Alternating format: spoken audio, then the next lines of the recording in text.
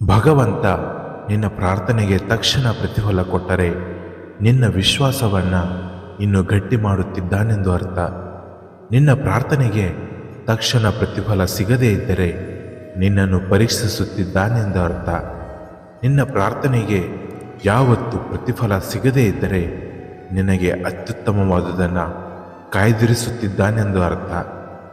ಬಲ ಇದೆ ಅಂತ ಅಹಂಕಾರ ಪಡಬೇಡ, ಏಕೆಂದರೆ ಕಲ್ಲು ನೀರಲ್ಲಿ ಬಿದ್ದಾಗ ಅದರ ಭಾರದಿಂದಲೇ ಅದು ಮುಳುಗುತ್ತದೆ.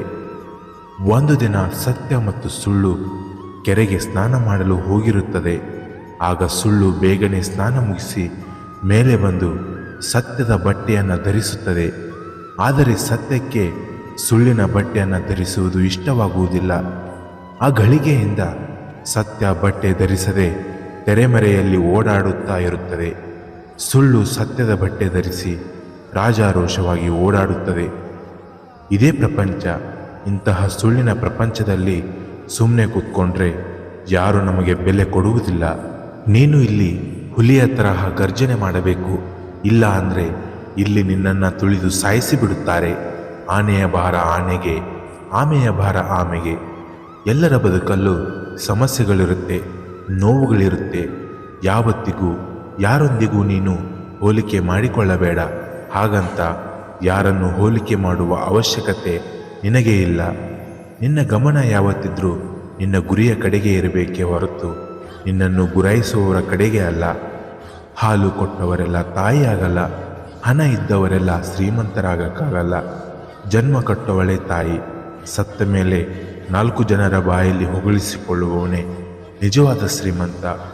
ಅವರು ನನ್ನವರು, ಇವರು ನನ್ನವರು ಅಂತ ನೀನು ಅಂದುಕೊಂಡರೆ ಸರಿ ಹೋಗಲ್ಲ. ಅವರು ಕೂಡ ಅನ್ಕೋಬೇಕು. ಇಲ್ಲ ಅಂದರೆ ಅದು ಭ್ರಮೆ ಆಗುತ್ತೆ. ಆಗ ತಾನೇ ಅದಕ್ಕೆ ಸಂಬಂಧ ಅಂತಾರೆ. ನಿನ್ನನ್ನು ಯಾರು ಬಿಟ್ಟು ಹೋದರೇನಂತೆ ಯೋಚನೆ ಮಾಡಬೇಡ. ನಿನ್ನ ಜೊತೆ ಭಗವಂತ ಇದ್ದಾನೆ. ನೀನು ಕೇವಲ ಭಗವಂತನ ಮೇಲೆ ನಂಬಿಕೆ ಇಡು. ರೋಗಿಗಳ ಮಧ್ಯೆ ವೈದ್ಯರು ಹೇಗೆ ಇರ್ತಾರೋ ನಿನ್ನ ಮಧ್ಯೆ ಕೆಟ್ಟವರು ಇರ್ತಾರೆ, ಒಳ್ಳೆಯವರು ಇರ್ತಾರೆ. ಜೀವನದಲ್ಲಿ ನೀನು ಗೆಲುವಿಗಾಗಿ ಹೋರಾಟ ಮಾಡಬೇಕು. ಕೊಂಕು ಮಾತನಾಡುವವರ ಬಗ್ಗೆ ತಲೆ ಕೆಡಿಸಿಕೊಳ್ಳಬಾರದು. ಯಾಕಂದರೆ ಹುಲಿ ಬೆಟ್ಟದಿಂದ ಕೆಳಗೆ ಇಳಿಯುವಾಗ ನಾಯಿಗಳು ಬೊಗಳುವುದು ಸಹಜ, ಏಳು ಬೀಳು ಸಹಜ. ಬಿದ್ದೆ ಅಂತ ಸೋಲನ್ನು ಒಪ್ಕೋಬಾರ್ದು. ಗೆಲ್ಲಬೇಕು. ನೀನು ಗೆದ್ದು ಜಗತ್ತಿಗೆ ಮಾದರಿಯಾಗಬೇಕು. ನಿನ್ನ ಕಣ್ಣೀರನ್ನು ಇಲ್ಲಿ ಯಾರೂ ಗಮನಿಸುವುದಿಲ್ಲ. ನಿನ್ನ ನೋವನ್ನು ಯಾರೂ ಗುರುತಿಸುವುದಿಲ್ಲ. ನಿನ್ನ ಕಷ್ಟಗಳನ್ನು ಯಾರೂ ತೀರಿಸುವುದಿಲ್ಲ. ಆದರೆ ನಿನ್ನ ತಪ್ಪುಗಳನ್ನು ಹುಡುಕುವುದರಲ್ಲಿ ಮಾತ್ರ ಜನ ಮುಂದೆ ಇರ್ತಾರೆ.